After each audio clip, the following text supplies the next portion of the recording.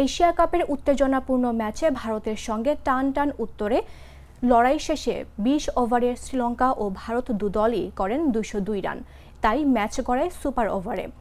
ভারতীয় ইনিংসে অভিষেক শর্মা ৬১ রান ও তিলক বার্মা ৪৯ রানে অপরাজিত থাকেন। জবাবে লঙ্কানদের মাথুম নিশাঙ্কা ৫৮ বলে অসাধারণ ১০৭ রানের শতরান করেন, যা তার টি-২০ ক্যারিয়ারের প্রথম সেঞ্চুরি। কুশল পেরেরা ৩২ বলে ৫৮ রান যোগ করেন। তারা দুজনে ১২৭ রানের মূল্যবান জুটি গড়েছিলেন।